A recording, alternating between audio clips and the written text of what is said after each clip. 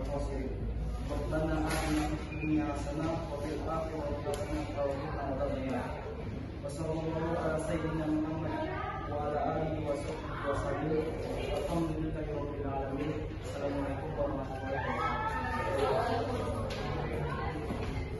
Terima kasih kepada saudara Paujan atas doanya. Semoga acara kita hari ini berjalan dengan lancar. Acara selanjutnya adalah kata sambutan yang akan disampaikan oleh saudara Calvin Simbolon. Selaku penanggung jawab, kepada saudara Calvin kami persilakan.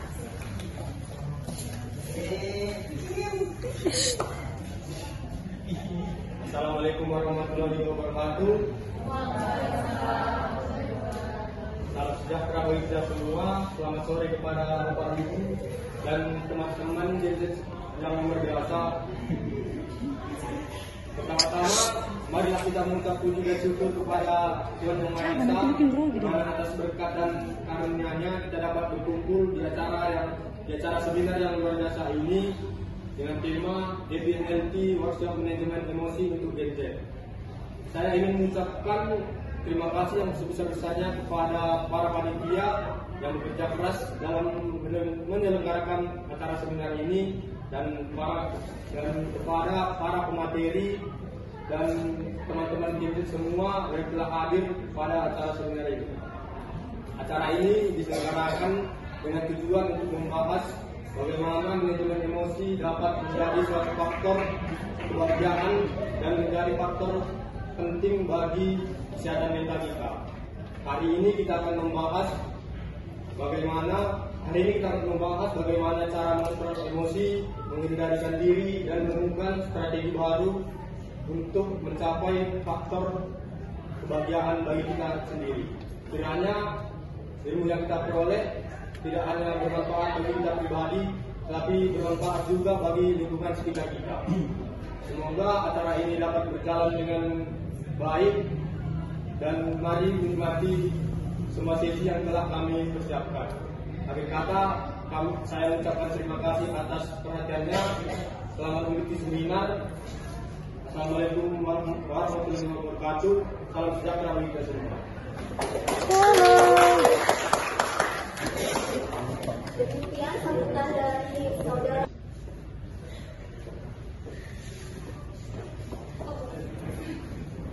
Assalamualaikum warahmatullahi wabarakatuh. Selamat sore teman-teman. Sore. Baiklah, saya akan memperkenalkan diri lagi. Perkenalkan, nama saya Cinta Nanti. Saya adalah moderator pada seminar hari ini. Nah, kami berharap teman-teman semua masih siap dan jangan mengantuk ya. Karena tema kita hari ini yaitu Happy and Healthy Workshop Manajemen Emosi untuk Generasi Z. Nah, sebelumnya mari kita panggil para narasumber kita yaitu Abang Muhammad dan Kak Dita. Ada Abang, Kak. Mana tepuk tangannya?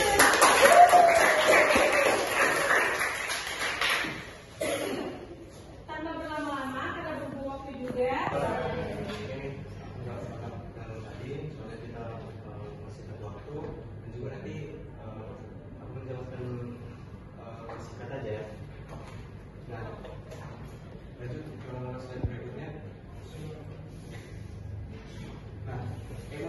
Emosi ini terbagi atas dua, yaitu emosi positif dan emosi yang negatif.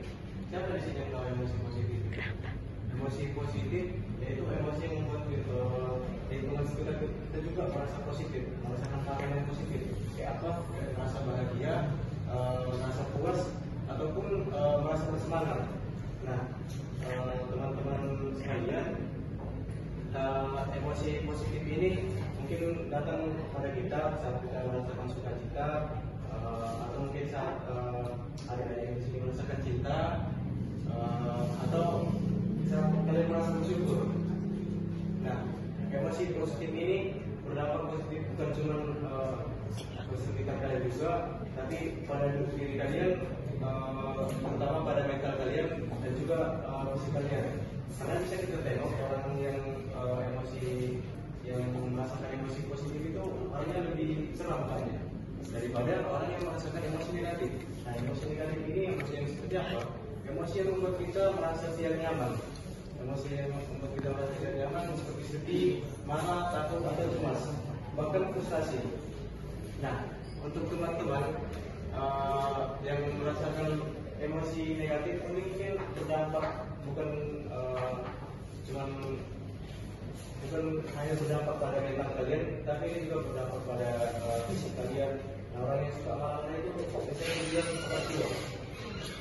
Kalau kita itu langsung bergaris-garis. Nah, siapa di sini yang sering marah?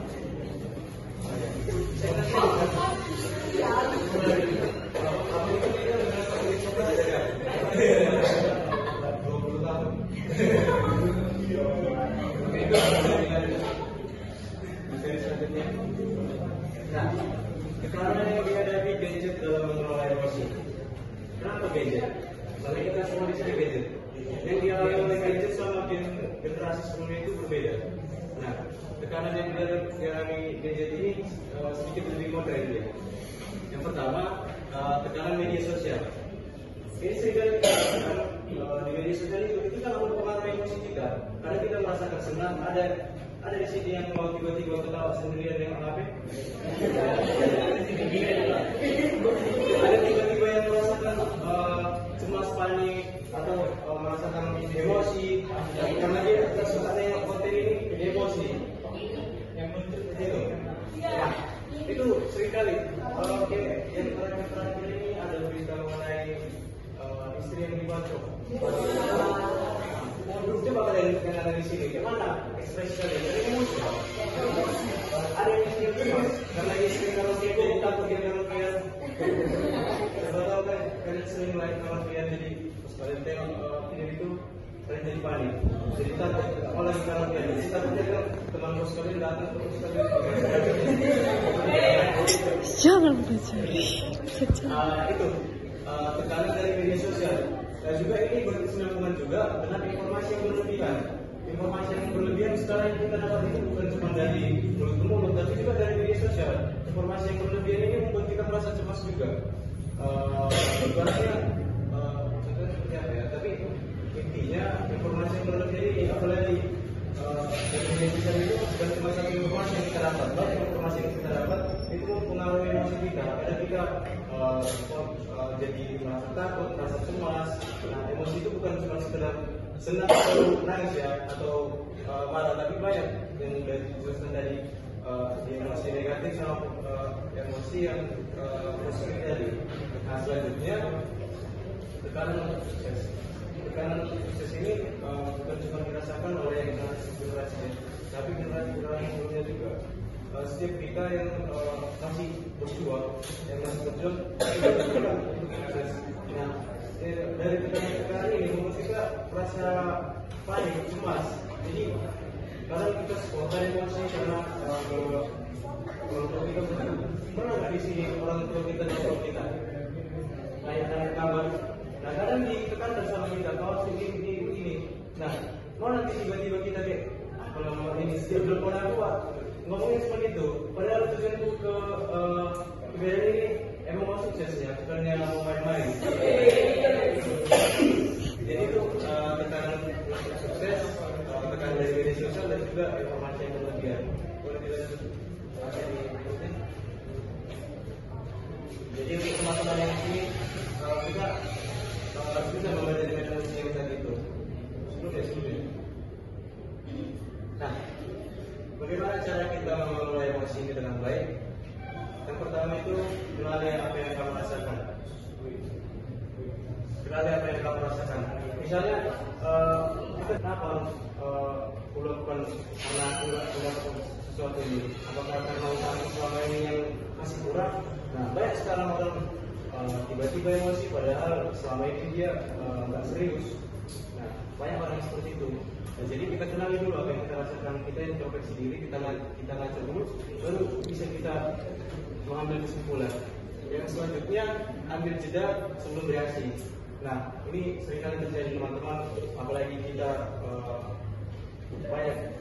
Aku juga merasakan itu mungkin dari teman-teman juga. Jadi kadang langsung bereaksi kalau misal ada sesuatu yang nggak pas sama hatinya. Nah, ini perlu di manajemen juga. Apalagi kita yang di dunia kerja, jangan nanti suatu saat kita karena keseringan spontan gitu, jadi kita menolak sama manajer kita atau sama atasan kita. Itu harus kita manajemen mulai sekarang dengan cara kita ambil dulu jeda sebelum kita beraksi. Nah, ini berkesinambungan juga pada saat kita mengambil jeda sebelum beraksi. Nah, langsung kita kenal apa yang kita rasakan itu tadi. Selanjutnya, melakukan hal-hal yang menyenangkan. Nah, kalau misalnya kalian masih merasa suntuk atau banyak pikiran, coba kita luangkan waktu kita jalan-jalan sebentar, atau kita healing, atau kita cari teman untuk sharing. Nah, tapi cari teman untuk sharing yang temannya ini yang membangun. Jarang sharing kalian malah menggosip. Ujung-ujungnya nanti teman-teman kalian juga, iya kan harus kayak gini ya harusnya. Coba marah nanti kalian, juga berantem lah kalian kan. Selanjutnya ekspresikan emosi dengan sehat. Nah, ini merasa teman-teman di sini juga udah dewasa ya kan. Jangan kita bilang karena kita gadget kita harus diginikan. Nah, kita juga perlu melatih diri kita dengan mengekspresikan emosi kita itu dengan positif. Dan kita tiba-tiba langsung marah karena nggak suka dengan kawannya, langsung dibilang ini itu. Tapi kita manajemen biar teman kita juga nyaman. Karena kalau kita menimbulkan sesuatu yang negatif, maka dari teman kita juga negatif. Nah, yang terjadi di lingkungan kalian itu negatif semua. Tapi coba lah kalian ekspresikan dengan positif. Mungkin hal yang negatif dari teman kalian itu lama-lama akan reda dan pastinya nanti akan terbentuk lingkungan yang positif dari kalian. Sekian dari saya. Mengelola emosi kepada Kak Indra, silakan. Perkenalkan, nama saya Dita Khalid. Saya sebagai pemateri kedua akan menjelaskan tips untuk mengelola emosi berdasarkan tantangan yang dihadapi oleh gadget. Seperti kita bahas tadi ya, ada 3 tantangannya, itu terhadap media sosial, informasi berlebih, dan tekanan sukses. Nah, terhadap media sosial, ya itu pasti semua udah tahu ya. Semua orang di sini di dunia ini siapa sih yang nggak punya media sosial ya kan? TikTok, Instagram, semuanya udah pasti punya ya. Emang sih media sosial itu ada gunanya ya kan? Ada dampak positifnya, salah satunya seperti mengkonsumsi informasi yang mungkin kita butuhkan. Bahkan kita tidak butuhkan aja setiap hari kita konsumsi ya kan. Mungkin TikTok di sini semua orang scroll TikTok mungkin lebih dari 2 jam ya sekali ya. Mungkin sekarang udah dapat data ya, gadget per hari itu menunjukkan media sosialnya 3 jam per hari. Saya untuk informasi yang kita butuhkan per harinya sekiranya 15 menit atau 20 menit sudah cukup ya untuk menerima informasi tersebut. Jadi kalau berlebihan ya sebenarnya saya tenaga itu terkuras untuk menghadapi informasi yang nggak butuh. Contohnya kan, Loli menikah dengan Fadel, itu kayak jadi emosi kan. Sebenarnya kita nggak butuh emosi, kita nggak ada hubungan sama Loli ini kan. Jadi ada tipsnya yang pertama itu dari orang tua. Ini semua udah Instagram, TikTok punya kan? Ini kayaknya nggak punya. Di TikTok kan udah ada tuh settingan untuk kita atur waktu bareng 30 menit, sejam, 2 jam. Ini kita kasih tahu aja, kita pinggir aja di kantor kita supaya kita lebih terarah dalam penggunaan media sosialnya. Kemudian ada filter konten. Kalau saya filter konten itu terhadap politik ya kayak Mufaka tau kan, Mufaka aduh kayaknya udah emosi ya sama Mufaka ini, jadi saya filter lah konten Mufaka ini semuanya supaya saya nggak terpengaruh emosi terhadap hal-hal yang menurut saya nggak butuh sih. Awal Mufaka itu sebenarnya nggak ada terdapat sama keuangan negara, sebenarnya nggak ada ya terdapat ya. Kemudian ambil jeda digital, biasanya orang bilang digital detox ya. Jadi kayak kalau saya sih di weekend tuh biasanya saya nggak pakai pegang HP ya, tapi saya memang nonton film, tapi saya nggak pegang media sosial. Mungkin kalau orang tua saya nelfon baru saya angkat. Ya. Jadi kita nonton film aja. Selain itu saya olahraga, jalan kaki gitu kan, produktif gitu kan. Oke, next. Jadi tips mengelola emosi berdasarkan informasi yang berlebih. Informasi itu kan sekarang kita dapatnya dari media sosial, atau dari teman-teman kita nih, interaksi dengan teman-teman kita kayak gosip. Si ini tuh, si kita itu ini loh cari sugar daddy di kampus gitu kan. Padahal sebenarnya nggak ada gitu kan, saya cari sugar daddy itu sebenarnya nggak ada gitu kan.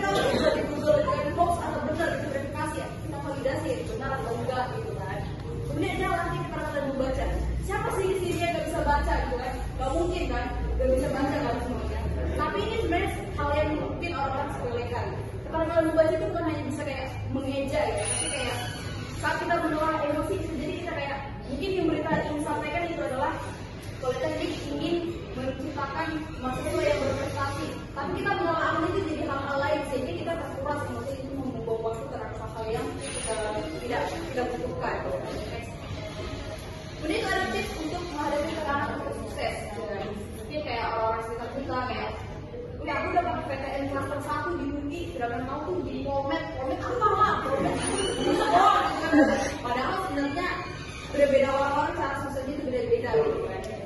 Jadi ada di sini, tetapkan tujuan yang realistis. Tapi kalau ada orang tua yang bilang kayak, nah kamu itu jadi anggota DPR ya, waduh, apa deh gitu kan, pengalaman aja kita nggak ada gitu kan. Gimana kita menjadi anggota DPR? Kita realistis dong, jangan idealis ya, jangan terlalu idealis ya. Tapi kita kayak, saya ini ceritanya jadi manajer gitu kan. Apa sih yang dibutuhkan untuk menjadi sebuah manajer ini apa sih? Tentunya saya dapat sertifikat training sebagai manajer gitu kan. Mungkin butuh yang belajar bahasa mungkin. Jadi kita tetapkan tujuan yang realistis yang bisa kita benar-benar bisa kita capai. Kemudian itu bagi tujuan besar menjadi langkah kecil. Contohnya tadi kayak manajer.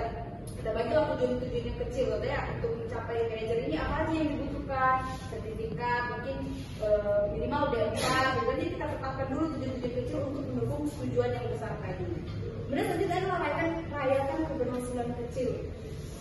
Jadi ada orang yang kayak kulit banget, kalau dia udah dapat nilai ulangan 90 gitu kan, orang-orang 70, 60, 50 gitu kan, kita nggak ada yang mengapresiasi diri kita sendiri, kita bisa kasih reward. Karena sebenarnya kalau itu bisa ya kita reward untuk membantu masuk kita selanjutnya gitu kan, untuk menuju kita selanjutnya, hal yang selanjutnya bisa kita capai.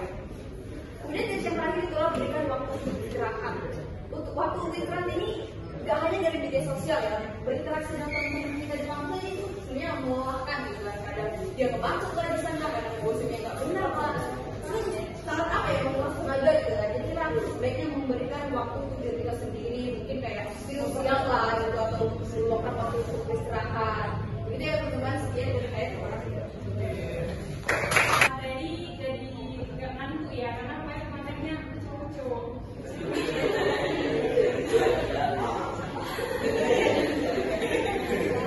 Terima kasih kepada kedua narasumber. Di sini saya akan sedikit membacakan kesimpulan mengenai topik kita pada hari ini.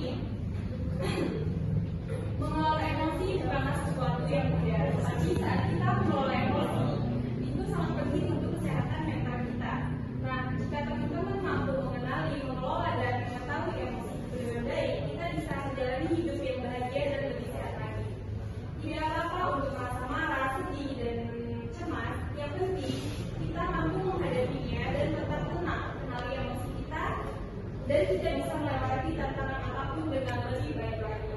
Nah, jadi kami berharap untuk teman-teman yang nggak bisa kontrol emosinya, mungkin yang tiba-tiba saya keluar jalan Sumbaco dan bisa yang mengelola emosinya. Nah, teman-teman, tadi seminar kita pada hari ini. Terima kasih banyak kami ucapkan kepada narasumber. Terima kasih banyak kepada teman-teman semuanya. Acara selanjutnya akan saya serahkan kembali ke MC, yaitu Kak Cynthia. Saya pamit. Wassalamualaikum warahmatullahi wabarakatuh dan selamat sore. Terima kasih kepada moderator yang telah membawa sesi acara diskusi bersama narasumber luar biasa pada hari ini. Terima kasih juga kepada saudara-saudara saudara kita selaku pembicara yang telah menyampaikan materi. Mari kita berikan apresiasi dengan tepuk tangan.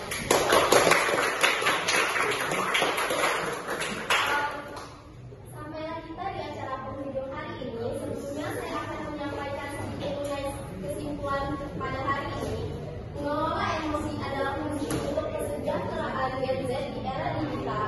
Mereka menghadapi tantangan seperti tekanan media sosial dan ekspektasi tinggi yang dapat menyebabkan stres dan depresi. Penting bagi mereka untuk mengenali dan memahami emosi, mengambil jeda sebelum bereaksi, serta mengekspresikan perasaan dengan sehat. Selain itu, mengurangi waktu di media sosial. Dengan pendekatan ini, Gen Z dapat belajar menghadapi tantangan hidup dengan lebih baik dan membangun kesehatan mental yang kuat. Demikian serangkaian acara seminar hari ini. Semoga acara seminar ini bermanfaat bagi seluruh hadirin semuanya. Di sini kami juga mengucapkan banyak terima kasih kepada seluruh pihak telah bersedia membantu pelaksanaan kegiatan hari ini sehingga berlangsung dengan lancar. Saya Sofia Paramita mengucapkan terima kasih, mohon maaf sebesar-besarnya jika sekiranya ada ulah kata yang kurang berkenan di hati para hadirin. Dan marilah